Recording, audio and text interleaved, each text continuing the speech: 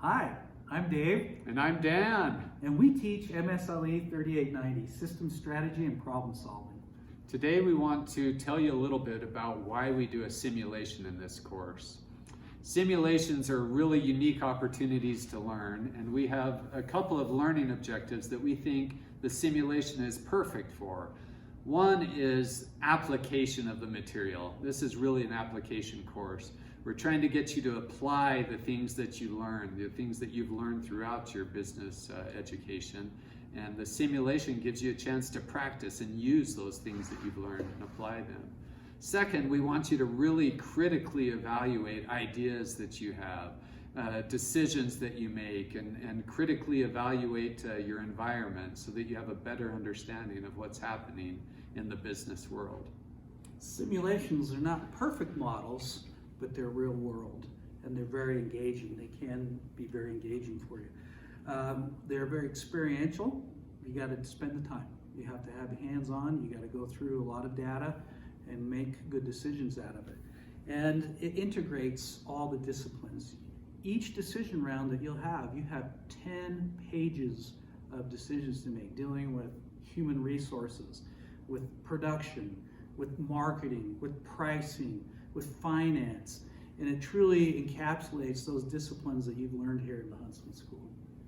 Yeah, building on that, I mean, that's one of the things about strategy. It's kind of a big picture type course.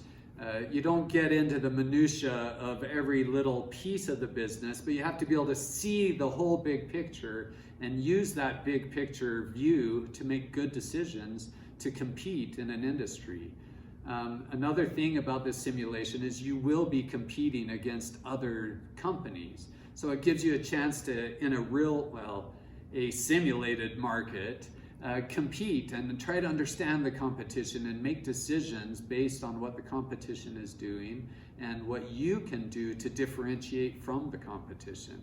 So it gives you a great chance to practice differentiation. And another great thing about a simulation is that there isn't a right answer in the back of the textbook, right? There's many different possibilities, many ways that you can approach it, and you have to find something that works in your industry. So it's not just one right answer, but many possibilities, and it's about you going out, choosing a good strategy, and then executing on it. And Dan, because customer preferences change and competition changes, you have to change too. And it's very real world that way. Oftentimes they get students that get frustrated because they made all the right decisions and they moved into a space, but when the decision round came in, 4 other companies had moved into the same space and they didn't get the bump they thought they would. This is very real life. In my previous work, I ran a number of my own businesses. And my strategy to start my business was customer service. That's what I wanted to be. I wanted to outservice everybody else. And we spent 2 years building up our service systems and making sure our people were well trained and our staff was trained and our salespeople were just second to none, right? And part of that, I went to lunch weekly with different customers, with the top 5 customers of each region, right? And in one of those lunch outings, I asked our customer, I said, so how's the service level doing for you? Is that good? He goes, oh yeah. He says, that's fine, but you know what? That's not what I really care about. And that's after 2 years of developing those service systems. It was just devastating. He went on to say, hey, what I really care about is that I have a very high fill rate.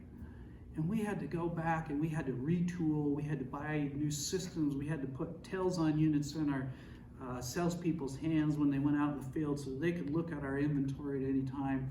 And if something was out of stock, they could recommend a substitute for the customer so we could get that fill rate up, because we couldn't control our suppliers, but we could control our reaction to an out of stock. And so those are the kinds of things that happen. And this is just very robust.